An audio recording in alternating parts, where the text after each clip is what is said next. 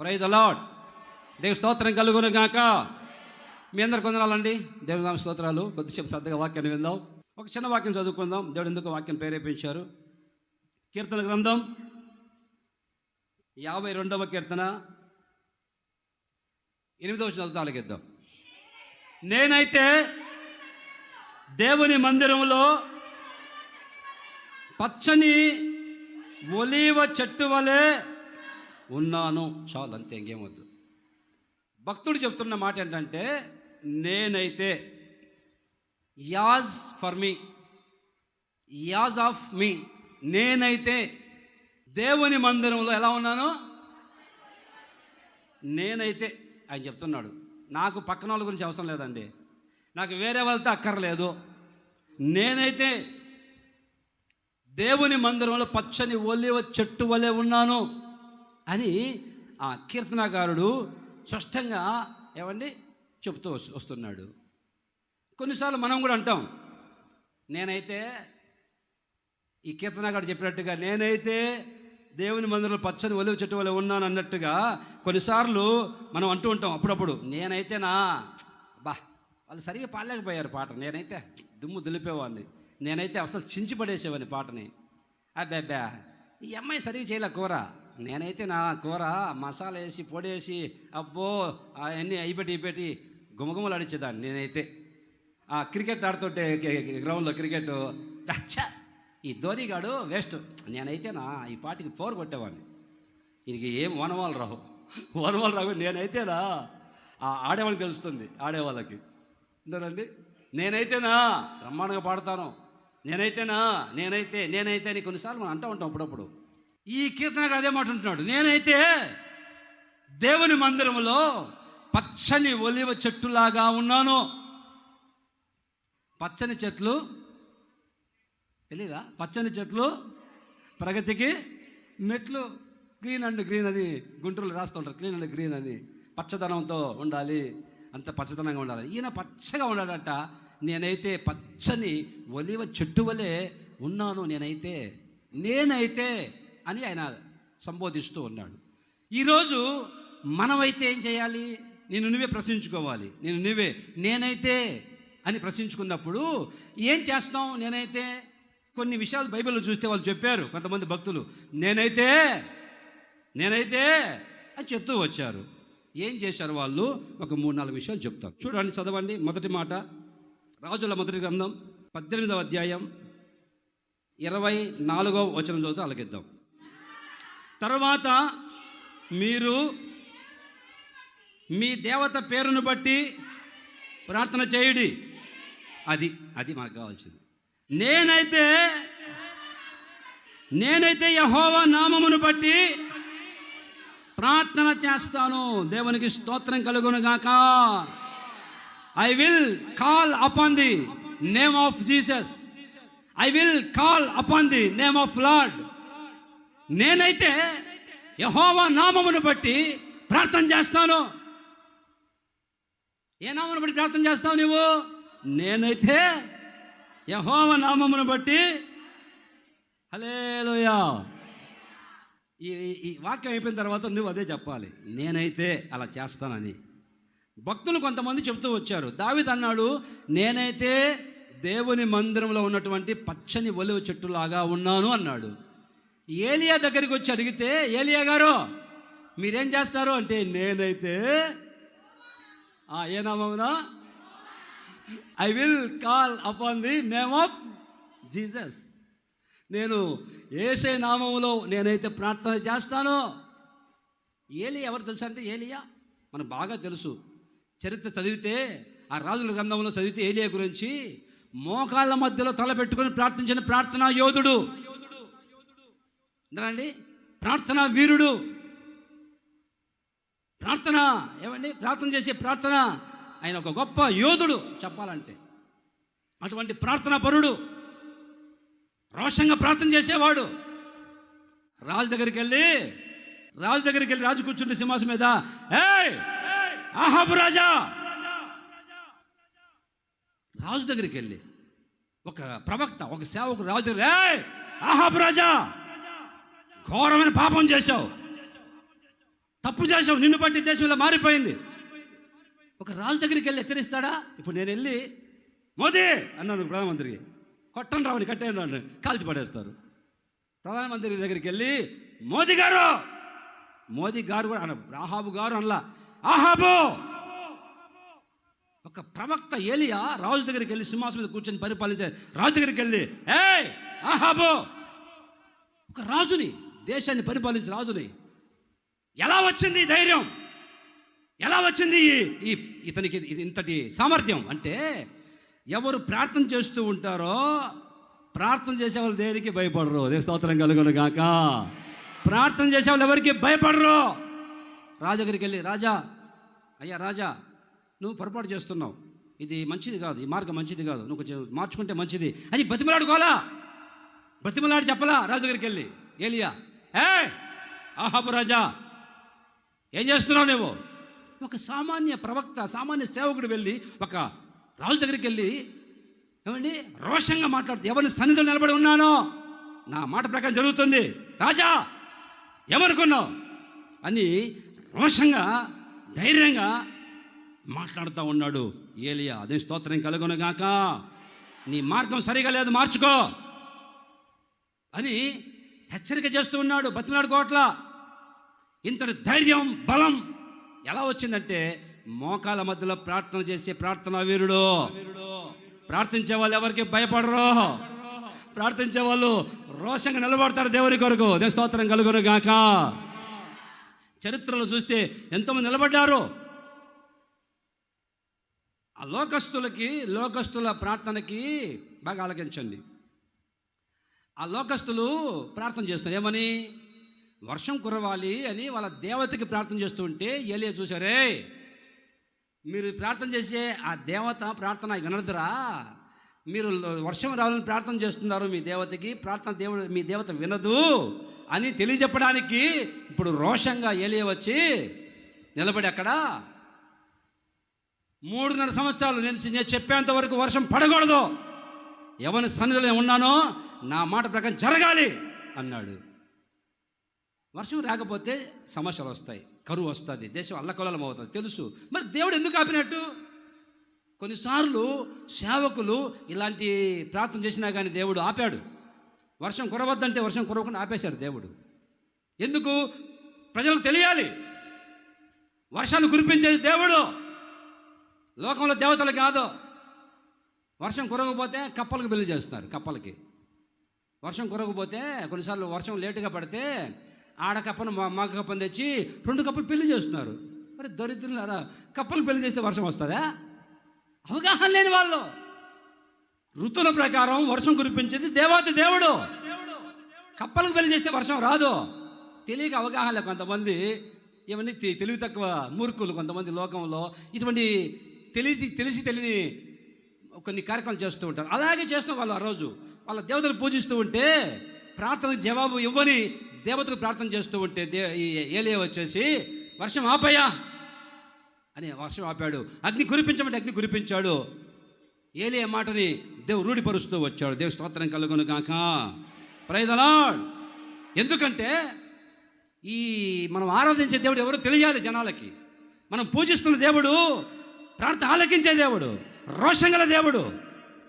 ఆయన ప్రార్థన ఆలకించి సమాధానం ఇస్తాడని తెలియజెప్పడానికే వర్షాన్ని ఆపమంటే ఆపిచ్చాడు ఏలియా, ఆగిపోయింది. మళ్ళీ వర్షం కురవమంటే మళ్ళీ వర్షం కురిచింది. నేను స్తోత్రం కలుగును గాక. అటువంటి ప్రార్థనా పరుడు నేనైతే. అందరూ వచ్చి వాళ్ళ దేవతను నిలబెట్టి ఉదయం నుంచి సాయంత్రం వరకు దిగల సాయంత్రం వరకు ప్రార్థన చేశారు. ఒళ్ళు కోసుకున్నారు, రక్తం కారిపోతుంది. కొడాలు తీసుకొని పెళ్ళ కొట్టుకుంటున్నారు. దిగట్లా, దిగమ్మా, దిగల. సాయంత్రం అయిపోయింది, అస్తమయం అయిపోతుంది. ఆపండ్రా, పొద్దున్న నుంచి దిగు అన్నారు. దిగలేదు మీ దేవుడు, వర్షం కురిపించేదే మీ దేవుడు దిగలేదు. ఇప్పుడు నేనైతే దేవ స్తోత్రం కలుగును గాక. నేనైతే చెప్పు, యెహోవా నామమును బట్టి ప్రార్థన చేస్తాను. హల్లెలూయా, ప్రైజ్ ది లార్డ్. వాళ్ళంతా రక్తం కార్చారు, ఒళ్ళు కోసుకున్నారు, రక్తం కారిపోయింది. ఎంతో ఖర్చు పెట్టారు, ఎన్నో బలులు అర్పించారు. వల్ల కాలా, ప్రార్థన జవాబు రాలా. ఇప్పుడు ఏలీ వచ్చి అంటాడు సాయంత్రం సమయంలో, నేనైతే ఇదిగో యాజ్ ఫర్ మీ, నేనైతే యెహోవా నామమున బట్టి ప్రార్థన చేయబోతూ ఉన్నాను. ఆమేన్. మన దేవుడు ఎవరు తెలుసా? మన దేవుడు నా ప్రార్థన ఆలకించువాడా, నా కన్నీరు తుడుచువాడా, నా ప్రార్థన ఆలకించువాడా, నా కన్నీరు తుడుచువాడా, నా శోధనలన్నిటిలో ఇమ్మానుయేలువై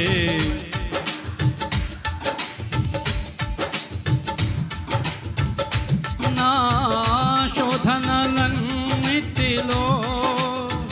ఇమ్మానుయేలువై నాకు తోడై నిలచితివా, నా నీతిలో ఇమ్మానుయేలువై నాకు తోడై నిలచితివా. మన దేవుడు ప్రార్థన ఆలకించే దేవుడు. ఆయనకు ఒక పేరుంది, ప్రార్థన ఆలకించువాడా. సర్వ శరీరులు ఎందుకు వస్తున్నారు జనమంతా? ఆయన ప్రార్థన ఆలకిస్తాడు.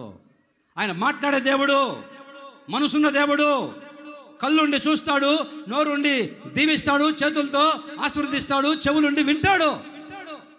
అందుకే ఆఖరు పేరు పెట్టింది, చూస్తున్న దేవుడు నీవే. మన దేవుడు ప్రార్థన ఆలకిస్తాడు. సీఎం దగ్గరికి వెళ్ళామనుకో, సీఎం దగ్గరికి ముఖ్యమంత్రిని కలవాలంటే ఇప్పుడు కాదమ్మా, నెల రోజుల వరకు అపాయింట్మెంట్ లేదంటారు. నెల రోజుల వరకు అపాయింట్మెంట్ కుదరదు. పిఎం దగ్గరికి వెళ్తే, ప్రైమ్ మినిస్టర్ దగ్గరికి వెళ్తే, ప్రధానమంత్రి కలవాలంటే అబ్బా ఇప్పుడు 6 నెలల వరకు అసలు ఆయనకి కలిసేదానికి లేదు, 6 నెలల వరకు డేట్ ఇచ్చేశాడు అందరికీ అంటారు. అంటారండి. 6 నెలల వరకు ఆయన కలవడానికి లేదు. ఆయన అంటాడు, ఈయన దగ్గరికి వెళ్తే నెల రోజుల వరకు లేదండి అని వీళ్ళు అంటారు. కానీ నా దేవుడి దగ్గరికి వెళ్తే అపాయింట్మెంట్ అవసరంలా, ఎప్పుడైనా ప్రార్థన చేయొచ్చు. ఆమేన్. 24 వారం రోజులు 7 రోజులు 24 అక్కడక్కడ మనం చూస్తాం వ్యాన్ల మీద అది అంబులెన్స్ మీద ఎవరు ఉంటాయి. 24/7. కొన్ని హాస్పిటల్కి వెళ్తే 24 గంటలు మీకు చూడబడుతుంది, 24 గంటలు ఎమర్జెన్సీ కేసులు 24 గంటలు చూస్తామని వాళ్ళు రాసి పెట్టి ఉంటారు. నా దేవుడు ఎవరంటే ఈ వారం సంవత్సరం పొడుగున 24 hours. అంటే మధ్యరాత్రి చేయొచ్చా పాస్టర్ గారు? మధ్యరాత్రి చేశారుగా ఇలా అమ్మా. పౌలు శీలలు ఎప్పుడు చేశారు ప్రార్థన? చదువు అమ్మా. అపోస్తల కార్యాలు 16:20 చదువు, 16:25. అయితే ఎప్పుడమ్మా? మిడ్ నైట్ మధ్యరాత్రి వేళ పౌలు శీలయు అదిగో ఎప్పుడు ప్రార్థన చేశారంట? మధ్యరాత్రి 12 గంటల తర్వాత మధ్యరాత్రి పౌలు శీలలు ప్రార్థన చేస్తూ ఉంటే భూకంపం వచ్చి భూమి పునాదులు కదిలిపోయి సంఖ్యలు తెగిపోయాయి. మధ్యరాత్రి ప్రార్థన చేయొచ్చా? ఏ సమయం 24/7 ఎనీ టైం ప్రభు ప్రార్థన చేయొచ్చు. నీవు మధ్యరాత్రి ప్రార్థన చేస్తే భూమి పునాదులు కంపించలేదా? సంఖ్యలు తెగిపోలేదా? అపోస్తలుగా 10:1 చదువు, 10:9 చదువు. మరునాడు వారు ప్రయాణం అయిపోయి పగలు ఇంచుమించు ఎన్ని గంటలమ్మా? పగలు ఇంచుమించు 12 గంటలప్పుడు ప్రార్థన చేస్తూ ఉన్నారు. దేవుని స్తోత్రం కలుగును గాక. అపోస్తలుల కార్యాలు 3:1 చదువు. ఎన్ని గంటలకి? పగలు 3 గంటలకి ప్రార్థనా కాలంలో విలాప వాక్యాలు 2:19 చదువు. విలాప వాక్యాలు 2:19 చదువు. నీవు లేచి రేయి మొదటి జామున ఇప్పుడు చూడండి, బాగా ఆలోచించారు. మధ్యరాత్రి చేశారు, 3 గంటలకు చేశారు, ఏమండి మధ్యాహ్నం 12 గంటలు చేశారు, ఏకోజాములు చేశారు, ఎనీ టైం. నేనైతే యెహోవా నామమును బట్టి ప్రార్థన చేస్తాను. ఎందుకు? అని ప్రార్థన ఆలకించే దేవుడు. ఈ ప్రార్థన చేసే వ్యక్తి కనుక ధైర్యంగా రాజు దగ్గరికి వెళ్ళి రాజుకి భయపడకుండా, ఏమండి ఎవరికి భయపడరు ప్రార్థన చేసేవాళ్ళు. ప్రార్థన చేసేవాళ్ళు, దేవుని సన్నిధిలో ఉండేవాళ్ళు, ప్రార్థించేవాళ్ళు ఈ భూలోకంలో భూప్రపంచం ఎవరికి భయపడరు. నెబుకద్నెజరు, నువ్వు పెట్టిన బొమ్మకు మేము మొక్కం. మేమెవరు తెలుసా? జీవము కలిగిన దేవుణ్ణి పూజించే వాళ్ళం. ఆ దేవుడు ఎక్కడే పూజార్హుడు. కానీ షద్రక్ మెషక్ అబేద్నెగో దానియేలు వాళ్ళు రాజుకి వ్యతిరేకంగా మారిపోయారు. చంపుతాన్రా, అగ్ని 700 గడిచేస్తాను. 700 కాదు, 14 చేసుకో. ఎందుకు? మా దేవుని ప్రార్థన చేస్తాం, విగ్రహాలకి మొక్కం. ఇంత ధైర్యం ఎక్కడతారా మీకు? పరాయ దేశంలోకి వెళ్ళి బానిసలుగా వెళ్ళి ఇంత ధైర్యంగా రాజుతో చక్రవర్తితో మాట్లాడితే ఏంటి మీ ధైర్యం? ప్రార్థించే వాళ్ళం మేము మోకరించి, ఏది అవసరం వచ్చిన మోకాల మీద చేతుల పైకి ప్రార్థించే వాళ్ళం. ఈ భూప్రపంచం ఎవరికి భయపడం. ఏమనుకున్నావు? భయపడే ప్రసక్తి ఉండదు. ప్రార్థించే వాళ్ళు అయితే ప్రార్థన చేయకపోతే ఒరిగిపోతావు. దానియేలు ప్రార్థన ఆపేస్తావా? శాసనం వచ్చింది, నేను ప్రార్థన ఆపను బాబు. ఉదయము, మధ్యాహ్నము, సాయంత్రము, రోజుకి 7 సార్లు 3 సార్లు ప్రార్థన చేస్తూనే ఉంటారు. స్తోత్రం కలుగును గాక. ప్రార్థన చేస్తూనే ఉన్నాడు. సింహాల భవన్లోకి వెళ్తే హ్యాపీగా వెళ్ళి క్షేమంగా తిరిగి వచ్చాడు. హల్లెలూయా. నిందల పాలై నిత్య నిబంధన నీతో చేసిన దానియేలుకో, నిందల పాలై నిత్య నిబంధన చేసిన దానియేలుకో, సింహాసన మెచ్చినావు, సింహాల నోలను మూసినావు, సింహాసన మెచ్చినావు, సింహాల నోలను మూసినావు. సర్వోన్నతుడా నీవే నాకు ఆశ్రయ దుర్గము, ఎవ్వరు లేరు నాకు ఇలలో, ఎవ్వరు లేరు నాకు ఇలలో, ఆదరణ నీవేగా, ఆనందం నీవేగా, ఆదరణ నీవేగా, ఆనందం నీవేగా. హల్లెలూయా. ఎవరు భయపడే చరిత్రలో ప్రార్థన చేసిన వాళ్ళు ఎవరు భయపడకుండా రాజు దగ్గరికి వెళ్ళారు, చక్రవర్తి దగ్గరికి వెళ్ళారు, రోషంగా దేవుని గురించి ప్రకటిస్తూ వచ్చారు. భయపడలా ఎవరికే. ఎందుకయ్యా అంటే ప్రార్థించేవాళ్ళు. ఏ నామమును బట్టి? నేనైతే మరి నువ్వు ప్రార్థన చేస్తున్నావమ్మా? ఈరోజు ఇప్పటి వరకు ఒక 3 గంటలు ప్రార్థన చేసిన వాళ్ళు చేపైకి ఎత్తండి. 3 అవర్స్ ప్రే చేసిన వాళ్ళు ఉంటే ఒక్కరు, నీకు వందనాలు తల్లి. 2 గంటలు ప్రార్థన చేసిన వాళ్ళు చేపైకి ఎత్తండి. ఒక 2 అవర్స్ ప్రే చేసిన వాళ్ళు ఉంటే ఒక 5-6 ఉన్నారు, మీకు వందనాలు, నిండుగా వందనాలు. 1 గంట ప్రార్థన చేసిన ఉంటే ఈరోజు పొద్దున్న లేచి గంట ప్రార్థన చేసిన చేపైకి ఎత్తండి. హల్లెలూయా. దేవుని స్తోత్రం కలుగును గాక. ఈరోజు నుంచి ఒక తీర్మానం చేసుకోవాలి, నేనైతే ఇది మొదలుకొని నా దేవుని ప్రార్థన చేస్తానని. ఏలియాలాగా చెప్పగలగాలి, నేనైతే ప్రార్థన చేస్తాను, ఎన్ని వచ్చినా, ఎన్ని ఆటుపోట్లు ఎదురైనా నేను ప్రార్థన చేస్తాను, దేనికి భయపడను. ఏ టైంలో ప్రార్థన చేయి. 3 గంటలు ప్రార్థన చేస్తే కుంటివాడు పైకి లేచాడు. మధ్యరాత్రి ప్రార్థన చేస్తే జైలు పునాది కలిపి భూకంపం వచ్చి సంఖ్యలు తెగిపోయాయి. ఎన్నో చరిత్రల కార్యాలు జరుగుతూ వచ్చాయి. ప్రభు చెప్పాడు స్పష్టంగా. ప్రభు చెప్తాడు, యోహాను సువార్త 14:14 చదువు. నా నామమున మీరు నన్నేం అడిగినను నేను చేస్తాను. దేని స్తోత్రం కలుగును గాక. ఏ నామమున? కొంతమందికి ప్రార్థన చేస్తాను చూస్తున్నాను మన మందిరంలో. ఎక్కడో మన మందిరంలో మైక్ ఇస్తామా? స్తోత్రం నాయన, కృప చూపండి అయ్యా సహాయం చేయని ప్రభు, ఆమేన్. ఏ నామం చేసేట్టు? ఏ నామం చేసింది ఎక్కకి? యేసు నామములు అడుగుచున్నాము తండ్రి అనే ఆ జ్ఞానం కూడా తెలియదు. మరి ఇంతకాలం ప్రార్థన చేస్తుంది. యేసు నామములో ప్రార్థన చేస్తున్నాము తండ్రి అనే మాట చివరిలో పలికితేనే ఆ ప్రార్థనకి జవాబు వస్తుంది. అలా కాకుండా ఇంత పొడుగు ప్రార్థన చేసి ఏమి చెప్పకుండా ఆమె అన్నావు అనుకో, ఆ ప్రార్థన పోయింది, గాలికి పోయింది. నా నామమున మీరు నన్నేం అడిగినను నేనైతే యెహోవా నామమును బట్టి ప్రార్థన చేస్తూ ఉన్నప్పుడే ఆకాశం తెరవబడి అగ్ని కురిచింది. ప్రార్థన చేస్తూ ముగించక మునిపి అగ్ని ఆకాశం నుంచి కుమ్మరించబడింది. 3 సంవత్సరాలు ప్రార్థన చేస్తే వర్షం ఆగిపోయింది, మళ్ళీ ప్రార్థన చేస్తే వర్షం కురిపించబడింది. దీనికి అంతటి కారణం నేనైతే దేవుని నామమును బట్టి ప్రార్థన చేస్తాను. మరి నీవైతే ఏం చేస్తావమ్మా? తిని పడుకుంటాను పాస్టర్ గారు. 3 పూటలు కాదు నాయన, 6 పూటలు తిని ఆరోగ్యంగా హాయిగా పడుకుంటాను ప్రభు. ప్రార్థన చేసే మనిషి అది నీకు. కొన్ని కుటుంబాలకు వెళ్తే కుటుంబాల సమస్యలు, దరిద్రం, ప్రార్థించే అనుభవం లేదు. యేసు నామం బట్టి ప్రార్థన చేస్తే సంఖ్యలు తెగలేదా? యేసు నామంలో ప్రార్థన చేయి, రే మా దగ్గర ఉన్నది ఒకే నామం యేసునామం, లే అంటే యేసునామంలో ప్రార్థన చేస్తే కుంటి వాళ్ళ కాలు రాలేదా? నీ సమస్యలకు తొలగిపోవా ప్రార్థన చేస్తే? ప్రార్థన చేయక హడావడి పనుల భారం పెట్టుకొని ఆ పనుల భారంలో మునిగిపోయి ప్రార్థన చేయలేక ఎంతసేపు ప్రార్థన చేసావమ్మా? గంట ప్రార్థన చేయాల్సింది. రోజు గంట చేయాలి ప్రార్థన. ఎంతసేపు ప్రార్థన చేయాలి రోజుకే? తెలుసా నీకు అదన్నా? ఈరోజు ఒక తీర్మానం చేయి, నేనైతే ప్రభువా ఇది మొదలుకొని నీ కోసం ప్రార్థన చేస్తాను, నీ కొరకు నీ నామంలో ప్రార్థన చేస్తాను. నా సమస్యలు తొలగిపోవాలంటే, నా బంధకాలు తెగిపోవాలంటే, నా జీవితంలో ఒక అద్భుతం జరగాలనుకుంటే ఇది మొదలుకొని నేనైతే ప్రార్థన చేస్తానని ఎవరైతే తీర్మానం చేస్తారో నా ప్రభు అద్భుతాలు జరిగించును గాక.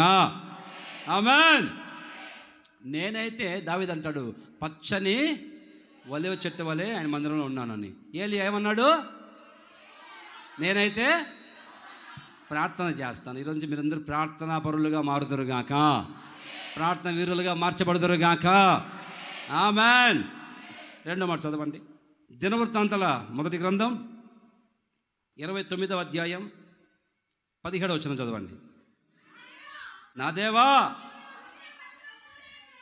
నీవు హృదయ పరిశోధన చేయుచు యథార్థవంతుల యందు ఇష్టపడుచున్నావని నేను ఎరుగుదును.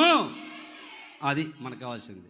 నేనైతే యథార్థ హృదయము గలవాడనై ఇవన్నీ మనఃపూర్వకముగా ఇచ్చి ఉన్నాను. చాలు. ఈ దావీదు మరొకసారి అంటున్నాడు. దావీదు అంటున్న మాట ఏంటంటే, నేనైతే ఇవన్నీ మనఃపూర్వకంగా ఇవన్నీ ఇచ్చుచున్నాను. నేనైతే అంటున్నాడు. ఏమిచ్చాడు దావీదు దేవునికి? నేనైతే యథార్థ హృదయం గలవాడని ఇవన్నీ మనఃపూర్వకంగా నీకు ఇచ్చుచున్నాను అన్నాడు. ఏమిచ్చాడు? కొబ్బరికాయలు తెచ్చాడా? కొట్టుకొని తిను ప్రభు అని యేసు ప్రభుకి. ఏమండి, 3 కొబ్బరికాయలు తెచ్చాడా? లేకపోతే పూలదండలు తెచ్చాడా? లేకపోతే పప్పుల బురుగులు తెచ్చాడా? మా సైడ్ పప్పుల బురుగులు, పలహారం అంటే పప్పుల బురుగులు పెడతారు. పప్పుల బురుగులు గుళ్ళల్లో పప్పులు, బెల్లము, కొబ్బరి ముక్కలు, బొరుగులు అనేసి ప్రసాదంలాగా పెడుతుంటారు. ఇక్కడ చూస్తే ఇక్కడ ఈ గుంటూరు జిల్లాకు చూస్తే, గుంటూరు జిల్లాలో ఈ బొరుగుల్ని మరమరాలు అంటారు. మరమరాలు చచ్చిపోయినప్పుడు సమాధి వేసి చల్లుతున్నారు. అక్కడ ప్రసాదంగా పెడతారు మా గుంట్లో. ఏమైనా దేవునికి ప్రసాదం తీసుకొచ్చాడా? దేవా తీసుకు ప్రసాదం, ఇదిగో కొబ్బరికాయలు, ఇదిగో పూలదండలు, ఇదిగో 4 అరటిపండ్లు తెచ్చానయ్యా, అగరబత్తులు తెచ్చానయ్యా, అయ్యా దేవా ఇదిగో నా ఇంటికలు ఇస్తాను ప్రభా, సగరమాతమ్మ తీసుకో అని మరియమ్మకి ఇంటికలు ఇచ్చినట్టుగా తెచ్చాడా దావీదు? నేనైతే ఇవన్నీ మనస్ఫూర్తిగా నీకు ఇచ్చుచున్నాను అంటున్నాడు. ఏమిచ్చాడు దావీదు దేవునికి? చదువుతారు, ఆలకిద్దాం శ్రద్ధగాలకి. 4వ వచనం చదవమ్మా. అదే అధ్యాయము, దినవృత్తాంతాల మొదటి గ్రంథము 29వ అధ్యాయము 4వ వచనం చదవమ్మా. గదుల గోడల రేకు మూతకును బంగారపు పనికిని బంగారమును, వెండి పనికి వెండిని, పనివారు చేయు ప్రతి విధమైన పనికి లెక్క రాసుకోండి. టీచర్లు లెక్క రాయండి. లెక్క రాసుకోండి. టీచర్స్ 6000 మనుగుల ఓపీరు బంగారమును, 14,000 మనుగుల పుటము వేయబడిన వెండిని ఇచ్చుచున్నాను. ఈ దినమున యెహోవాకు ప్రతిష్ఠితముగా మనఃపూర్వకముగా ఇచ్చేవాళ్ళు మీరు ఎవరైనా ఉన్నారా? దేవుని స్తోత్రం కలుగునుగాక. నేనైతే మనఃపూర్వకంగా ఇవి నా దేవునికి ఇచ్చుచున్నాను అన్నాడు. ఏమిచ్చావు దావీదు దేవునికి? అట్టిపండ్ల, పూలదండల, కొబ్బరికాయల ఏమిచ్చావంటే కాదు, ఇదిగో నా దేవునికి నేను మనఃపూర్తిగా ఏమిచ్చానంటే ఎంతమ్మా? 6000 మనుగుల, మామూలు బంగారం కాదు, అది మామూలు బంగారం కాదమ్మా, ఓఫీరు బంగారం అంటే స్వచ్ఛమైన ఏ కల్తీ లేని ఓఫీరు బంగారం 6000 మనుగులు దేవునికి ఇచ్చాడంట, దేవుని మందిరం పని కొరకు. ఇంకేమిచ్చాడు? 16,000 మనుగుల స్వచ్ఛమైన పుటం వేయబడిన వెండి. టీచర్లు ఉన్నారు కదా, టీచర్లు 6,000 మనుగులు. మనుగు ఎంతన్నా? మనుగంటే ఎంత? మనుగంటే 50 కేజీలు. ఒక్క మనుగు అంటే 50 కేజీలు. 6,000 × 50 లెక్క. టీచర్లు చెప్పండి అమ్మా, 6,000 × 50 ఎంత? ఎన్ని కేజీలు అమ్మా? కేజీ లెక్కలకు రావాలి. కేజీ లెక్కలోకి 6,000 ఇంటూ 50 3 లక్షల కేజీలు. ఎంత? 3 లక్షల కేజీలు స్వచ్ఛమైన ఓపిరు బంగారము దేవుని మందిరానికి ఇచ్చారంట దావీదు. తులం ఎంత బంగారం ఇప్పుడు? ఈరోజు లెక్క వేయండి. ఈ మధ్య బంగారం కొన్నోళ్ళు ఉన్నారమ్మా. తులం ఎంత? 1,95,000. కొన్నోళ్ళు చెప్పండి. 1,00,000 తులము. ఇప్పుడు కేజీ ఎంత బంగారం అన్న? కేజీ ఎంత లెక్క ఉన్నదా? కొంచెం టూకీగా కేజీ ఎంత బంగారం ఇప్పుడు ప్రజెంట్? లెక్క 3 లక్షల కేజీల బంగారము దావీదు మనఃపూర్వకముగా దేవునికి ఇచ్చాడు. నేనైతే అంటున్నాడు 16,000 మనుగుల స్వచ్ఛమైన వెండి ఇచ్చాడట దేవునికి. దేవుని స్తోత్రం కలుగును గాక. ఇవన్నీ ఎలా ఇచ్చావు దావీదంటే, నేనైతే మనస్ఫూర్తిగా నా దేవునికి ఇచ్చాను. ఎంత ఇచ్చావయ్యా? 1,110 ఇచ్చావు? కాదు 6,000 మనుగుల బంగారం, 16,000 మనుగుల వెండి. ఓరే లెక్కేస్తే ఎన్ని కోట్ల రూపాయలు లెక్క ఉంటుంది. కోట్ల తెచ్చి దేవుని మందిరానికి బంగారు రేకు పొదిగించాలని దావీదు మనఃపూర్వకముగా దేవుని తెచ్చిచ్చారు, అర్పించారంట. నేనైతే అంటున్నాడు అని ఇచ్చి అంటాడు. కింద 16వ వచనంలో చదవండి. 16వ చదువు.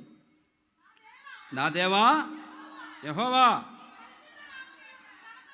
నీ పరిశుద్ధ నామము యొక్క ఘనత కొరకు మందిరమును కట్టించుటకై మేము సమకూర్చిన ఈ వస్తు సముదాయము ఎట్లా నీ వలన కలిగినదే, అంతయు నీదే కదయ్యా.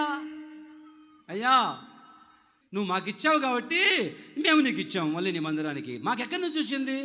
మేమన్నా పుట్టుకతో తీసుకొచ్చామా? తల్లి గర్భంలోంచి పుట్టినప్పుడు తీసుకొచ్చావా? బంగారము వెండి అంతా ఏమా? ఇక భూమి మీదకి వచ్చిన తర్వాత దేవుడు కదా నీకు ఇచ్చింది అన్నీ. ఇల్లు, స్థలము, పొలము, ఫ్లాటు, బంగారము, బట్టలు అన్నీ దేవుడు కదా ఇచ్చింది.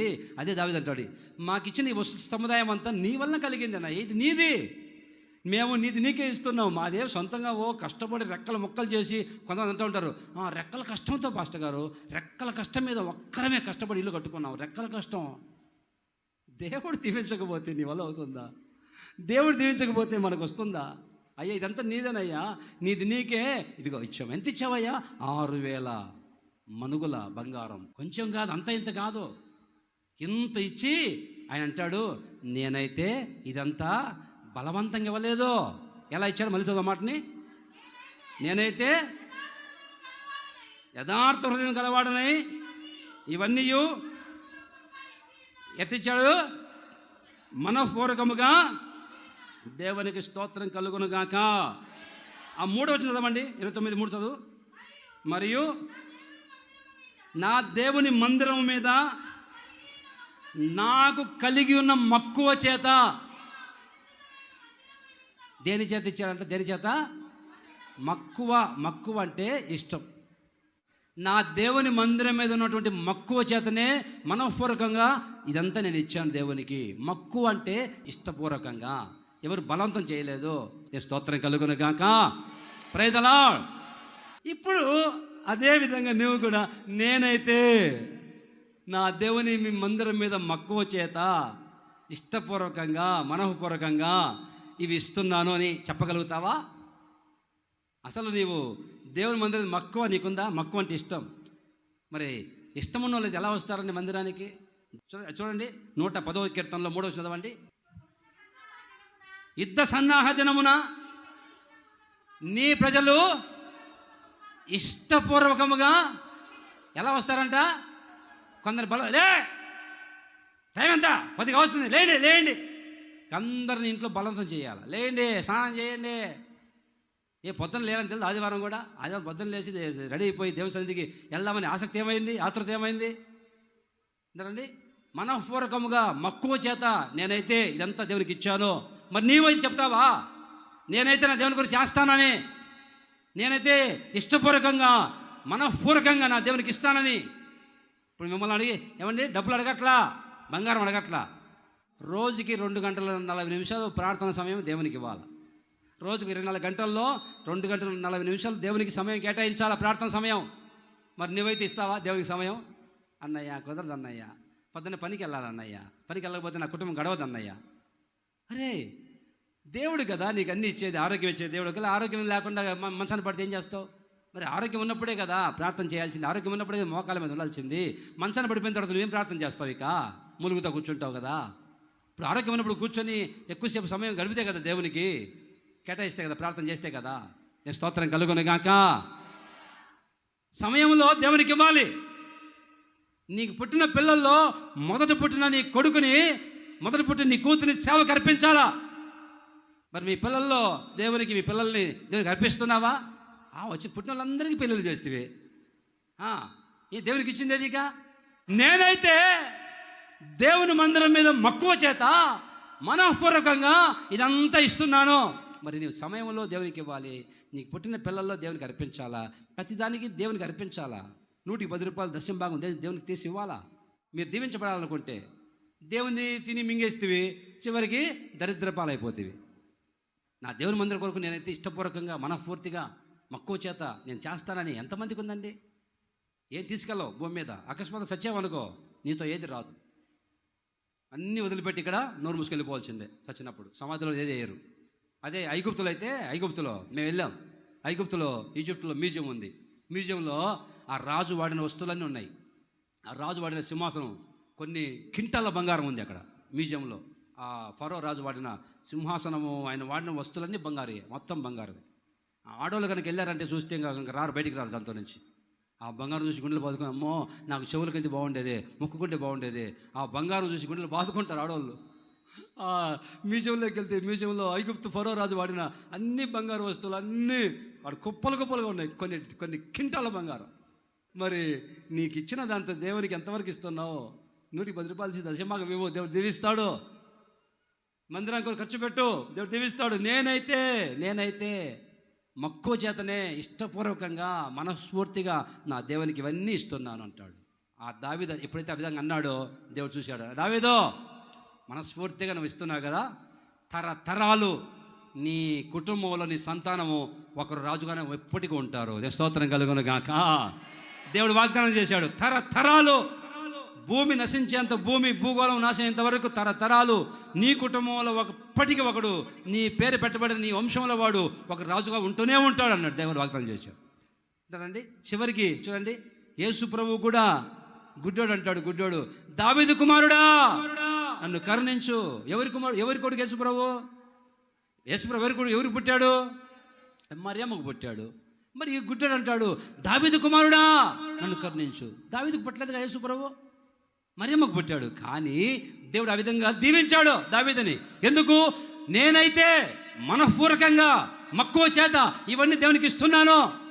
చేసిన వెంటనే దేవుడు చెప్పాడు, నీ సింహాసనాన్ని స్థిరపరుస్తున్నాను. తరతరాలుగా నీ కుటుంబంలో, నీ వంశంలో వాళ్ళు ఎప్పటికీ సింహాసనం కూర్చొని రాజుగా ఉండబోతూ ఉన్నారు. ఆమేన్. మరి నీ కొరకు ప్రాణం పెట్టిన దేవుడు, నీ కొరకు రక్తం కార్చిన దేవుడు, నీ కొరకు గాయాలు పాలైపోయి కలవసంలో ప్రాణం పెట్టి చనిపోయి సమాధి చేయబడి తిరిగి మృత్యుంజయ లేచాడే, నిన్ను రక్తంతో కడిగాడే, ఆయన సొత్తుగా మార్చుకున్నాడే. మరి ఇప్పుడు నా దేవుని కొరకు నేనేం చేయాలి? నేనైతే ఏం చేయాలి అని నీకు ఏమన్నా అవగాహన ఉందా? దావీదు అంటాడు, దావీదు నేనైతే నా దేవుని కొరకు మక్కువ చేతనే మనఃపూర్వకంగా ఇదంతా చేస్తున్నా. ఎంత ఇచ్చావయ్యా? మామూలుగా ఇవ్వాలా? 6,000 మనుగులు, 14,000 మనుగులు వెండి బంగారం దేవునికి అర్పించేశాడు. ఇంకా చాలా వస్తువులు అక్కడ ఉన్నాయి. ఆ చదువుకుంటూ వస్తే ఎన్ని ఇచ్చాడో అదన్నీ రాజు ఇస్తుంటే జనం చూసి, అమ్మో మా రాజు ఇస్తున్నాడని చెప్పేసి వీళ్ళు కూడా అందరూ తెచ్చి మందిరం కొరకు బంగారం వెండి ఇచ్చారట. మందిరం అద్భుతంగా కట్టబడి, ప్రపంచంలోనే అటువంటి మందిరం ఎవరు కట్టలేదు. సొలొమోను కట్టించారు. అన్న తర్వాత అద్భుతమైన మందిరం కట్టించారు. స్తోత్రం కలుగును గాక. నాకు కూడా అమరావతిలో కానీ నల్లపాల్లో కానీ ఎంతోమంది ఒంటి మీద బంగారం మొత్తం చేతికిచ్చారు. లక్షల రూపాయల బంగారం. ఆ బంగారం మూట కట్టి నెల నెల వెళ్ళి అబ్రహం చేతికిస్తుంటే బంగారం మూట ఏమండి పట్టీలు, బంగారం నెక్లెస్లు, హారాలు, చైర్లన్నీ, ఉంగరాలన్నీ తీసుకొస్తుంటే మూట అబ్రహం బెత్తరబోతున్నాడు. ఏంటి మూటలో? బంగారం అన్న, మందిరం కోసం. లక్షలు. అందుకే నల్లపాళ్ళు మేము చూసి ఉంటారు, రోడ్డు పక్కనే అద్దాలతో మందిరం కట్టాం. 70 లక్షలు ఖర్చు పెట్టి. అమరావతిలో 50 లక్షలు పెట్టి మందిరం కట్టాం. వింటారండి? దేవుని మందిరం కొరకు కష్టపడి చేశారు. ప్రభు అంటాడు, గిన్నెడు సందులు ఇస్తేనే మర్చిపోడు కదా. మరి నువ్వు ధారాళంగా దేవుని కొరకు ఖర్చు పెడితే దేవుడు మర్చిపోతాడా? పైసా లెక్క కట్టి నీకు వేరెట్టు ప్రభు దయచేయను గాక, నిండారుగా నీ కుటుంబాన్ని దీవించును గాక. ఆమెన్. దావీదు ఏమన్నాడు? నేనైతే దేవుని మందిరంలో. ఏలీ ఏమన్నాడు? నేనైతే యెహోవా నామమును బట్టి. ఇప్పుడు దావీదు ఏమంటున్నాడు? నేనైతే మనఃపూర్వకంగా దేవునికి ఇస్తున్నాను, మనస్ఫూర్తిగా ఇవ్వు. హల్లెలూయా. మూడో మాట చదవండి. మూడవ మాట కీర్తనల గ్రంథం 75వ కీర్తన 9వ చదవండి. నేనైతే నిత్యము ఆయన స్తుతిని ప్రచురము చేస్తాను. చాలు దేవుని స్తోత్రం కలుగును గాక. నేనైతే నిత్యము ఆయన స్తుతిని ప్రచురం చేస్తాను అంటే అందరికి తెలియజేస్తాను. నా దేవుడు చేసిన మేళ్ళన్నీ అందరికి చెప్పి నేను స్తుతిస్తాను దేవుణ్ణి అంటాడు ఈ భక్తుడు. ఎవరి భక్తుడు? ఆసాపు అనే భక్తుడు అండి. ఈ ఆసాపు అనే ఈ వ్యక్తి రాజు దగ్గర, ఆ దేశంలో దావీదు రాజు దగ్గర ఒక కవి, ఒక గాయకుడు పాటలు పాడుతుంటాడు. దావీదు రాసి పాటలో, ఆసాబో ఈ పాట రాశాను, ట్యూన్ కట్టి మంచిగా పాట పాడు అంటే, అప్పుడు ఈ ఆసాపు ఆ దావీదు రాసిన పాటలకి ట్యూన్ కట్టి పాటలు పాడుతూ ఉంటాడు ఈ ఆసాపు అనే వ్యక్తి. ఆ తర్వాత కొన్ని పాటలు ఆయన రాశాడు. ఆ రాజు దగ్గర ఆస్థాన గాయకుడు. ఇప్పుడు రాజు దగ్గర ఉండే కవులు ఏం చేస్తారంటే, మనం చూస్తూ ఉంటాం సినిమాల్లో, పాత సినిమాల్లో, రాజు దగ్గర ఉండే కవులు ఏం చేస్తారంటే రాజును పొగుడుతుంటారు. రాజాది రాజా మార్తాండ, మహారాజు ప్రభో, అయ్యా మిమ్మల్ని మించిన వాళ్ళు ప్రపంచం లేరయ్యా అంటూ ఉంటే ఆ కవి రాజును పొగుడుతుంటే వెంటనే అవునా ఇదిగో చైన్ తీసుకో అని ఆ కవి పొగుడుతుంటే రాజు ఆయనకి ఇస్తాడు. బంగారు కడియాలు ఇస్తూ ఉంటాడు రాజు మెచ్చి ఆయన పొగుడుతూ ఉంటే. కానీ ఆసాపు రాజు దగ్గర ఉన్నాడు, రాజును పొగడడు. దేవుని స్తోత్రం కలుగును గాక. దావీదు రాజును పొగడడు, దేవుణ్ణే పొగుడుతూ ఉంటాడు. ఆమేన్. దేవుని స్తోత్రం కలుగును గాక. ఎప్పుడు చూసినా ఈ ఆసాపు అనే గాయకుడు దావీదు దగ్గర పనిచేస్తాడు. ఎప్పుడు దావీదు రాజా నువ్వు గొప్పవాడివి, అబ్బో నేను మించిన వాళ్ళు లేడు ప్రపంచంలో, నీ అంత అందగాలు లేడు, నీ అంత గాయకులు లేడు, నువ్వు వీరుడివి, సూర్యుడు, విక్రమార్కుడివి. పొగడడు. ఎన్ని వచ్చినా దేవుణ్ణే పొగుడతాడు ఈ ఆసాపు అనే గాయకుడు. దేవుని స్తోత్రం కలుగును గాక. ఆ దావీదు దగ్గర ఒక కొయర్ ఉంది, కొయర్ లీడర్ ఈయన. ఏమండి అంత కొయర్గా పాటలు పాడుతుంటే వాళ్ళందరికీ గాయకుడు కానీ ఇలా పాడని చెప్పి ఆ పాటల్ని ట్యూన్ కట్టి ఆ కొయర్కి లీడర్గా పనిచేస్తుంది ఆసాపు. దేవుణ్ణి పొగుడతాడు. ఆయన అంటాడు, నేనైతే నిత్యము ఇది మొదలుకొని ఏం ప్రచారం చేస్తాను? నా దేవుని స్తుతిస్తాను. రాజును కాదో పొగిడేది, నా దేవుని పొగుడుతాను, నా దేవుని స్తుతిస్తాను. దేవుని స్తోత్రం కలుగును గాక. నేను స్తుతిస్తున్నప్పుడు అది అందరికి తెలియాలి, అందరికి తెలిసేటట్లుగా ప్రచారం చేస్తాను, ప్రచురపరుస్తాను స్తుతిని. దేవుడు మేలు చేశాడు, ఇదిగో నా దేవునికి ఇదని చెప్పేసి నా దేవుని నేను స్తుతించి ప్రచురం చేస్తాను. దేవుని స్తోత్రం కలుగును గాక. కృపలను పొందుచు కృతజ్ఞత కలిగి స్తుతులర్పించెదను అన్ని వేళలా. కృపలను పొందుచు కృతజ్ఞత కలిగి స్తుతులర్పించెదను అన్ని వేళలా. అనుదినము నీ అనుగ్రహమే ఆయుష్కాలము నీ వరమే. అనుదినము నీ అనుగ్రహమే ఆయుష్కాలము నీ వరమే. ఘనమైనవి నీ కార్యములు నా ఎడలా, స్థిరమైనవి నీ ఆలోచనలు నా యేసయ్యా. కృపలను పొందుచు కృతజ్ఞత కలిగి స్తుతులర్పించెదను అన్ని వేళలా. కృపలను పొందుచు కృతజ్ఞత కలిగి స్తుతులర్పించెదను అన్ని వేళలా. ఏ తెగులు సమీపించనీయక, ఏ కీడైన కరిచేరనీయక, ఆపదలన్నీ తొలగే వరకు ఆత్మలో నెమ్మది కలిగే వరకు ఏ తెగులు సమీపించనీయక ఏ కీడైన నీయక ఆపదలన్నీ ఆత్మలో నా పరము మోసి బాసటగా నిలచి ఆదరించివి ఈ స్తుతి మహిమలు నీకే చెల్లించదను జీవితాంతమో. ఎంతకాలం? జీవితాంతం, నిత్యము నేనైతే యెహోవాను నా దేవుణ్ణి స్తుతిని ఏం చేస్తాను? దేవుని స్తోత్రం కలుగును గాక. ఎప్పుడు చూసినా ఈ ఆశాపుకు అదే పని, దేవుని కనపరచడం, దేవుని స్తుతించడం తప్ప ఏమి తెలియదు. ఇక మనుషులు కనపరచడు. ఈరోజు చెప్తున్నా వినండి, మీరు కనపరచాల్సింది దేవుణ్ణి, నన్ను కాదు. సేవకుల్ని అన్నా అబ్బో అన్నా మీరు వచ్చిన తర్వాత మాచల సంఘంలో అబ్బా మార్పు వచ్చింది వద్దు. సేవకులు పొగడబాకండి, సేవకులు భజన చేయబాకండి. నా మాట ఏమైనా చెప్తున్నా, 23 సంవత్సరాలు సేవలు చేసేది ఇదే. అందరూ నీకు తెలీదు, పెద్ద పాస్టర్ల దగ్గర వంగి ఉండు, చిరిపి కొంచెం మాసిపోయిన పట్టలేసుకో, లేదా పెద్ద పాస్టర్లు నీ మీద కన్నేస్తారు చెప్పారు. నా మీద ఎవడు కన్ను వేయలేడు, నా దేవుని కన్ను నా మీద ఉంది. నన్ను ఎవడే చేయలేడు ఈ లోకంలో, ఈ భూ ప్రపంచం నన్ను ఎవడే చేయలేడు. ఎందుకు? నా దేవుని చేతుల్లోనే ఉన్నాను. ఏదైనా చేస్తే దేవుడు చేయాలి, ఎవడి వల్ల కాదు. ఈ భూమి మీద ఏ మనిషి వల్ల కాదు. అర్థమవుతుందా? ఎందుకు? నేను స్తుతించేవాడిని, కొన్ని గంటలు స్తుతిస్తాను రోజుకు నేను దేవుణ్ణి. అర్థమవుతుందా? మనుషులకు ఎప్పుడు భజన చేయాలా? పెద్ద సేవల దగ్గరికి వెళ్ళి పెద్ద సేవలు పొగిడి అన్నా వాళ్ళ కళల్లో వాళ్ళ అదుపులో ఉండాలి, వాళ్ళ కందుస్టులో ఉండాలని చెప్పి ఎప్పుడు చేయాలా? చేస్తే దేవుడు చేయాలి, లేకపోతే వదిలే. సంపుతే సంపుకుంటూ, బతికిస్తే బతికించుకో, సేవ చేస్తే చేయించుకో, లేకపోతే పడేసే. చేస్తే దేవుడు చేయాలని చెప్పి దేవుని బాధలు పట్టుకున్నవాడిని నేను.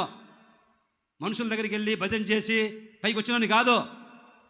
కొందరు పాస్టర్లు ఉంటారు, రికమెండేషన్ చేసుకొని భజన చేసి మెప్పు పొంది మాకు అనున్నాడు. ఈరోజు అట్లా సేవకుల మీద ఆధారపడిన వాళ్ళు ఎవరు లేడు మినిస్టర్లో. సేవకుల మీద ఆధారపడే సేవకులు ఎవరు లేరు, వెళ్ళిపోయారు, ఇళ్ళకి వెళ్ళిపోయారు. ఎప్పుడు సేవకులు ఆధారపడలా. సేవకులు కనపరుస్తాను, వచ్చిన రోజు ఎంత కనపరుస్తున్నాను, ఇప్పటికి అంతే కనపరుస్తాను. సీనియారిటీ పెరిగిందని చెప్పేసి కుర్చీ మీద కూర్చొని కాలు మీద కాలు వేసుకోను. సేవకులు వస్తున్నారంటే లేచి గౌరవిస్తాను.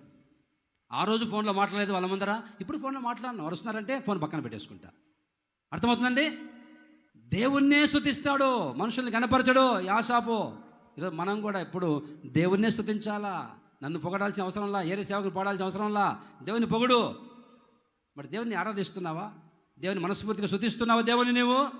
నేనైతే నిత్యము నా దేవుని స్తుతిని ప్రచారం చేస్తానంట, స్తుతిస్తాను, అందరూ చెప్తాను దేవుడు చేసిన మేళ్ళు. మరి నువ్వు చేస్తున్నావా? ఈరోజు ఎన్ని మేలు చేశారు దేవుడు నీకు, ఎన్ని కార్యాలు చేశారు దేవుడు నీకు?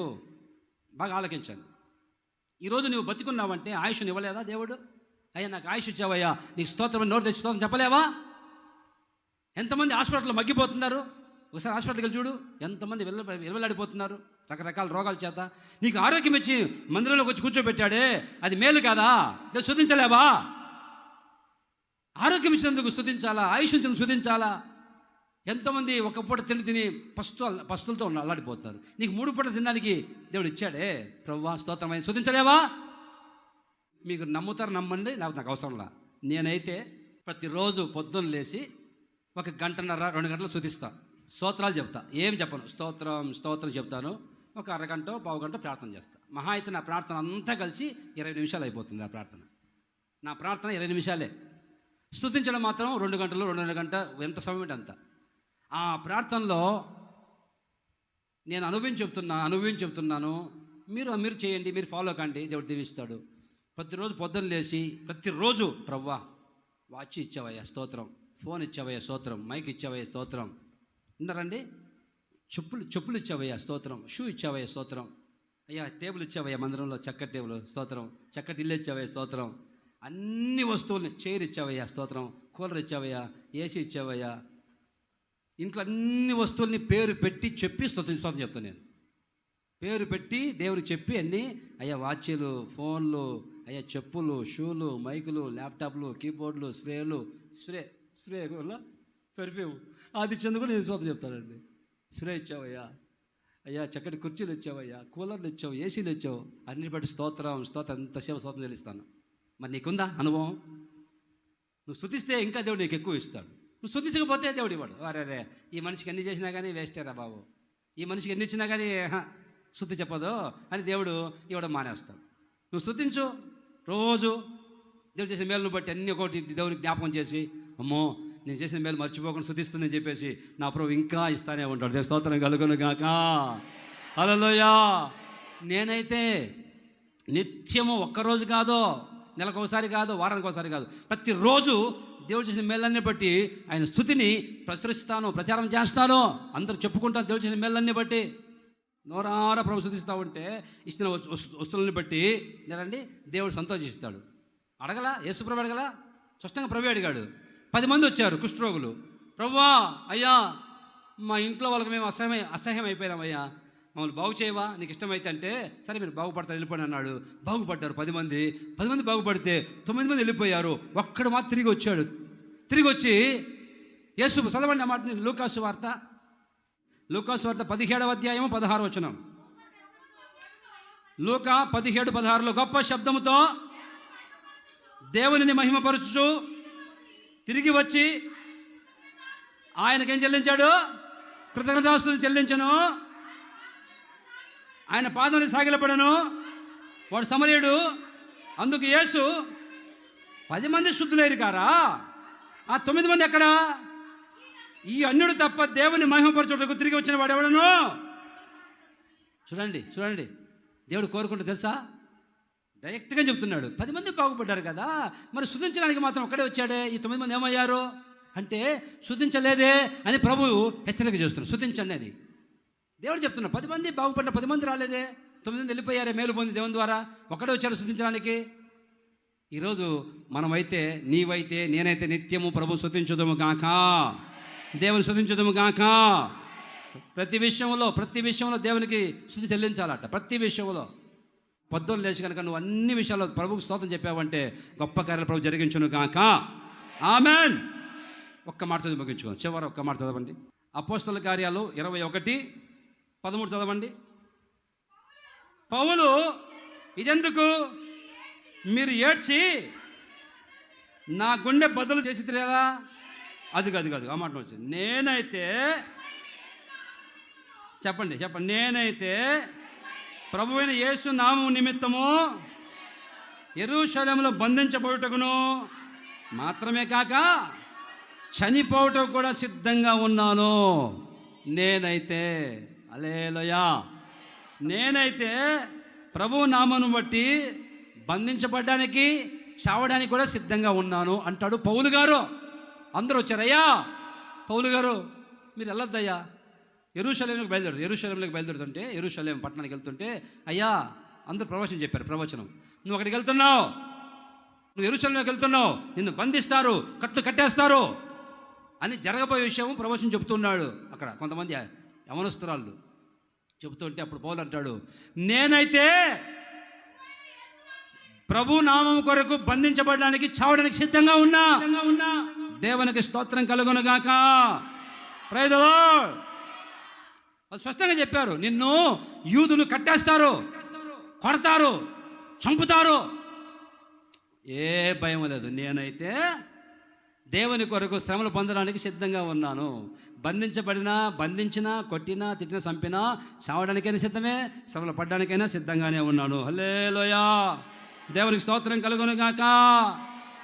ఇప్పుడు మీరైతే మందిరానికి వెళ్ళారంటే ఇదిగో చంపుతాను అనుకో, బైబిల్ అక్కడ పడేసి, ప్రభువా నీకు తెలుసు కదా నాయన, ఇదిగో పరిస్థితి తారుమారైపోయింది, అయ్యా ఈ వారం నేను మందిరాన్ని మానేశాను, అయ్యా నువ్వు చూసుకోను ఆయన, ఊపిరుంటే బతికుంటే అయ్యా చాలు ప్రభువా అని బైబిల్ అక్కడ పడేసి, అంతెందుకండి ఇంట్లో నీ భర్త కనుక బయలుదేరి ఎక్కడికి వెళ్ళాడే మరి బిర్యానీ అన్నాడు అనుకో, ప్రభువా నీకు తెలుసు కదా నేను నా కష్టమేంటో అని మందిరం మానేసి బిర్యానీ వండుకుంటా, వడ్డించుకుంటా, తినుకుంటా, ఏమండి ఉడికేటప్పుడు 4 ముక్కలు తినేసి వండుకుంటా తింటా కూర్చుంటాం ఇంట్లో, మందిరం మానేసి.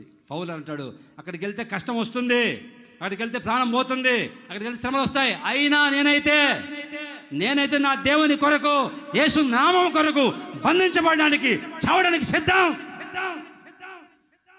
భయపడను. పరిస్థితులు కొంచెం తారుమారు అయిపోతే, కఠినంగా ఉంటే, అన్నయ్య చలి జ్వరం వచ్చింది అన్నయ్య, అమ్మ లేవలేకపోతున్నాను అన్నయ్య, మందిరానికి రాలేను అన్నయ్య. చలి జ్వరం వస్తే మందిరం రాకూడదా? చచ్చిపోతే అయ్యా చచ్చిపోయింది అయ్యా ఇంకా రాదు, చచ్చిపోయిన తర్వాత రాలేరు, ఓకే. బతికుంటే రావచ్చు కదా, చచ్చిపోయిన వాళ్ళు ఎట్లా రాలేరు మందిరానికి, ఓకే. కంఠంలో ఊపిరి ఉంటే, కొర ప్రాణం ఉన్నా నన్ను తీసుకెళ్ళి మందులు పడేయండి అని చెప్పాలి. నాకు ఓపిక లేకపోయినా మందులు పడేయండి ముందు. నిందలు వస్తున్నాయంటే, శ్రమలు వస్తున్నాయంటే, ఏందన్నయ్యా ఇంత భక్తి చేసినా కానీ ఏంటి నిందలు, నాకు అవమానాలు, ఇన్ని సంవత్సరాల నుంచి మందిరానికి వస్తున్నా, ఇంకా నాకు గర్భం తెరవలేదు, ఇంకా మందిరం మానేస్తున్నా అన్నయ్య, పో పో వెళ్ళిపో అంటే మాకు అవసరంలా. ఇటువంటి వాళ్ళు ఏమి ఉద్ధరిస్తారు మందిరానికి వచ్చి? నీ ద్వారా దేవుని నామానికి ఏమి ఘనత ఏంది? నీలాంటి వ్యక్తుల ద్వారా దేవుని నామానికి ఏం ఘనత అండి? కష్టం ఉందంటే పారిపోతున్నారు కొంతమంది, ఘనత లేకపోతే వెళ్ళిపోతారు కొంతమంది.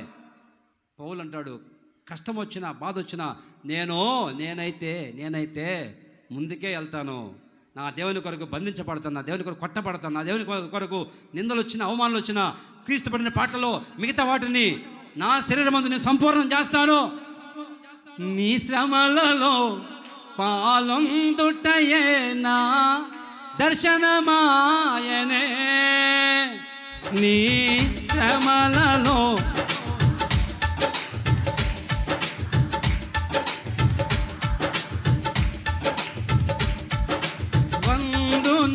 శ్రమలు సహించి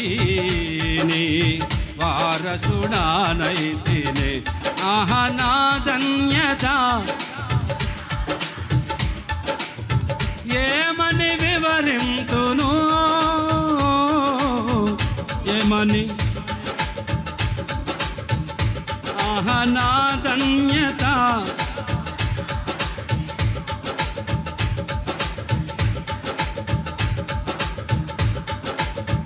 ఏమని వివరింతును, నేనెందుకని నీ సొత్తుగా మారితిని, యేసయ్యా నీ కడుగబడినందునా, నీ అనాది ప్రణాళికలో హర్షించెను నా హృదయ సీమా, నీ అనాది హర్షించెను నా హృదయ సీమా. హల్లెలూయా. ఒకప్పుడు నేను చంపాను, హింసించాను, గాయపరిచాను, చంపాను, ఒకప్పుడు అనేకులు చంపాను. ఇప్పుడైతే నేనైతే చావడానికి సిద్ధంగా ఉన్నా నా దేవుని కొరకు. దేవుని స్తోత్రం కలుగును గాక. అదే అంటాడు పౌలు, ఒకప్పుడు చంపాను, దోషకుణ్ణి, హింసకుణ్ణి, హానికరుణ్ణి ఒకప్పుడు. ఇప్పుడైతే శ్రమలు పడ్డానికైనా, బంధించబడ్డానికైనా, చావడానికైనా నేను సిద్ధంగానే ఉన్నా. హల్లెలూయా. దేవుని స్తోత్రం కలుగును గాక. సరే, ఇప్పుడు మీరు పౌలు గారు నేను చావడానికే సిద్ధమే నేనైతే అన్నాడే, ఇప్పుడు మీరు అయితే మమ్మల్ని సావమంటారు పాస్టర్ గారు, మమ్మల్ని సావమంటారా? చావద్దమ్మా తెల్లారా, మీరు బతకాలి, నిండు నూరేళ్ళు బతుకుదురుగాక, దీర్ఘాయుష్మంతులు అవుదురుగాక. పౌలు గారు అన్నాడు, నేను బంధించబడడానికైనా చావడానికే సిద్ధమే నేనైతే అన్నాడు దేవుని కొరకు. మరి మనం ఏం చేయాలి? రోమపత్రిక 12:1 చదువు. కాబట్టి సహోదరులారా, పరిశుద్ధమును దేవునికి అనుకూలమునైన సజీవ యాగముగా మీ శరీరములను ఆయనకు సమర్పించుకోండి. అదిగో నేనైతే చావడానికి సిద్ధమన్నాడు ఆయన పౌలు గారు. మనకు చెప్తున్నాడు, అమ్మా సహోదరులారా, మాచర్ల సంఘ సభ్యులారా, సహోదరి మనులారా, మీరైతే చావద్దమ్మా, చచ్చిపోవాల్సిన అవసరం లేదు దేవుని కొరకు. మీ శరీరాల్ని సజీవ యాగముగా ఎలా అర్పించాలంట? నీ శరీరాన్ని సజీవ యాగముగా దేవునికి బలిగా అర్పించు అంటాడు. ఇప్పుడు నీ కళ్ళని నీ అవయవాలన్నీ దానికి అర్పించాలా. ఇప్పుడు నీ కంటితో ఏం చూడకూడదు. ఇది దేవుడిచ్చిన కళ్ళు, దేవునికి అర్పించాను, సజీవ యాగంగా నా శరీరాన్ని దేవునికి అర్పించాను. ఈ కళ్ళతో దేవుని వాక్యమే చూడాలి, దేవుని వాక్యమే నేను వినాలి, దేవుని వాక్యమే చూడాలి. ఈ చెవులతో పనికిమాల కార్యక్రమం వినకూడదు, దేవుని వాక్యమే వినాలి. ఈ నోటితో ఏం మాట్లాడాలి? సకల బూతులు మాట్లాడతారు. ఆ బూతులు మాట్లాడతావు, అక్కడికి వీధుల్లోకి వెళ్ళి ఇక్కడికి వచ్చి మళ్ళీ తగునాని భక్తి చేస్తే ఎట్లమ్మా? సజీవ యాగం అని శరీరాన్ని అర్పించుకోవడం అంటే ఏంటి? నీవే దేవునికి అర్పించుకోవడం. ఈ కళ్ళు, ఈ చెవులని నీవే ప్రభా. ఈ అవయవాలతో పాపం చేయనయ్యా, మాట్లాడినాయనా. నేనైతే దేవుని కొరకు బంధించబడ్డానికి, చావడానికి సిద్ధం. మరి నీవైతే దేవుని కొరకు సజీవ యాగముగా నీ శరీరాన్ని అర్పించి దేవునికి, ఈ దేవుని శరీరం దేవుడు ఇచ్చింది, దేవునికి అర్పించాలని చెప్పి ఆ శరీరంతో అక్రమాలు చేసి పాపాలు చేయకుండా, బూతులు మాట్లాడకుండా, పనికిమాల దృశ్యాలు చూడకుండా, చెడు మాటలు వినకుండా, చిచ్చులు పెట్టి కుటుంబాలని ఏమండి కొంపలు కొల్లేరు చేయకుండా జాగ్రత్త పడు. సజీవ యాగం నేనైతే ఇది మొదలుకొని నా బతుకు మార్చుకుంటాను. నా నోటితో, నా కళ్ళతో, నా చెవులతో, నా అవయలతో పాపం చేయనయ్యా, తప్పుడుగా ప్రవర్తించినయ్యా నేనైతే అని నువ్వు దేవుని కొరకు తీర్మానం చేసుకో. పౌలు గారు నా దేవుని కొరకు నేను సవడానికి సిద్ధంగా ఉన్నా నేనైతే. మరి నీవైతే దేవుని కొరకు సజీవ యాగం అర్పించుకుంటావా? ఇప్పుడు చెప్పండి. ఒకటి, నేనైతే దావీదు చెప్పాడు, నేను పచ్చని ఒలివ మొక్కలే ఉంటాను నేనైతే దేవుని మందిరంలో. రెండవదిగా, నేనైతే యెహోవా నామమున ప్రార్థన చేస్తాను. నేనైతే మనఃపూర్వకంగా, ఇష్టపూర్వకంగా దేవునికి అర్పిస్తాను. నేనైతే దేవుని యొక్క స్తుతిని, నిత్యము దేవుని స్తుతిస్తూ ఉంటాను. చివరిగా నేనైతే బంధించబడడానికి చావడానికి సిద్ధం. నీవైతే మనల్ని మనమే దేవునికి అర్పించుకుందాము గాక. దశబడి ప్రార్థన చేసుకుందాం. నేనైతే పచ్చని ఒలివ చెట్టు వలె దేవుని మందిరంలో ఉన్నాను అని దావీదు చెప్తున్నాడు. ఈరోజు మనల్ని పరీక్షించుకుందాం. నేనైతే ఎలా ఉన్నానని, నేనైతే ఏం చేస్తున్నానని. ఏలియా భక్తులు అంటాడు, ఏలియా ప్రవక్త అంటాడు, నేనైతే యెహోవా నామమును బట్టి ప్రార్థన చేస్తానని. నేనైతే మనఃపూర్వకంగా, ఇష్టపూర్వకంగా దేవునికి సమర్పిస్తున్నానని. నేనైతే నిత్యము దేవుని స్తుతిస్తానని. నేనైతే దేవుని కొరకు బంధించబడడానికి, చావడానికి సిద్ధమని. మరి నీవైతే ఎలా ఉన్నావు? పరీక్షించుకుందామా? ప్రార్థన చేసుకుందాం. ఎవరికి వాళ్ళు అందరూ ఒక క్షణం ప్రార్థన చేసుకోండి. మీకోసం ప్రార్థన చేస్తున్నాను. నేనైతే ఎలా ఉండాలి, నీవైతే ఎలా ఉండాలి చూడండి, పరీక్షించుకోండి. ప్రార్థన చేసుకోండి. ఎవరికి వాళ్ళు. మహాగణుడ, గొప్ప దేవ యేసయ్య, మీకు స్తోత్రాలు ఉండాలి తండ్రి. పరిశుద్ధాత్మ మీరు మాట్లాడే ప్రతి మాట కొరకే స్తోత్రాలు తండ్రి. దావీదు చెప్తున్నాను, నేనైతే దేవుని మందిరంలో పచ్చని ఒలివ చెట్టు వలె ఉన్నానని. బైబిల్లో చాలామంది భక్తులు మాట్లాడుతూ వచ్చారు, నేనైతే యెహోవా నామమున బట్టి ప్రార్థన చేస్తానని. తండ్రి, ఇక మీదట మేము ఇది మొదలుకొని మేము నిత్యము ప్రార్థన చేస్తాం నాయన. మానక ప్రార్థన చేస్తాం తండ్రి. అయ్యా, ప్రార్థించే కృపను మాకు దయచేయండి, ప్రార్థించే సమయాన్ని దయచేయండి. ప్రార్థనాత్మను కుమ్మరించండి ఆయన. ఒక్కొక్క కుటుంబం మీద ప్రార్థనాత్మను కుమ్మరించండి. సమయాన్ని పోనివ్వకుండా, అసమయమందు మానక, ఎల్లప్పుడూ ఎడదెగగా, మాటికి గోజాడి, కన్నీళ్లు గార్చి, మోకరించి, ఉపవాసం ఉండి ప్రార్థించేటట్టుగా ఒక్కొక్కరు ప్రేరేపించండి ఆయన. నేనైతే ఇది మొదలుకొని యెహోవా నామమున ప్రార్థన చేస్తానని అందరూ తీర్మానం చేసుకున్నట్టుగా సహాయం చేయండి. నేనైతే దేవుని మందిరం మీద మక్కువ చేత మనస్ఫూర్తిగా నా దేవునికి ఇస్తున్నాను. సమయాన్ని ప్రభు కేటాయించాలి, పిల్లల్ని దేవునికి ఇవ్వాలి, దశంభాగం దేవునికి ఇవ్వాలి. నేనైతే ఇస్తాను. నేనైతే నిత్యము నా ప్రభుని స్తుతించి ప్రచారం చేస్తానని చెప్తున్నాడు భక్తుడు ఆసాపు. స్తుతించే వ్యక్తులుగా మమ్మల్ని మార్చండి ఆయన. నువ్వు ఎన్నో మేలు చేస్తూ వచ్చావు. మానక స్తుతించే కృపను మాకు దయచేయండి. ఎల్లప్పుడూ మా నోట్లో స్తుతి ఉండాలి. అయ్యా, స్తుతించే భాగ్యాన్ని మాకు కలుగు చేయండి ఆయన. ఎన్నోసార్లు స్తుతించకుండా నోరు మూగబోయిపోయింది నాయన. నోరు తెరవకుండా స్తుతించకుండా ఉన్నావు నా తండ్రి. ఇది మొదలుకొని నేనైతే స్తుతిస్తాను. ఈరోజు స్పష్టంగా మీరు మాట్లాడిన ప్రతి మాట కొరకు స్తోత్రాలు తండ్రి. ఒక్కొక్క బిడ్డని, ఒక్కొక్క కుటుంబాన్ని దీవించండి ఆయన. అయ్యా, ఈ బిడ్డలందరి ప్రభావ స్థిరపరచండి, వర్ధల్లా చేయండి. కుటుంబాలుగా మీరు కాచి కాపాడండి, కృపలో భద్రపరచండి. అయ్యా, అనేక దీవెనకర బిడ్డలు మార్చండి ఆయన. బిడ్డలందరి చేతికి అప్పగిస్తున్నాం, మీరు కాపాడి కృపలో భద్రపరిచి జయమిచ్చి నడిపించి కాపాడి సాయం చేయమని యేసు నామములో అడుగుచున్నాము తండ్రి. ఆమేన్.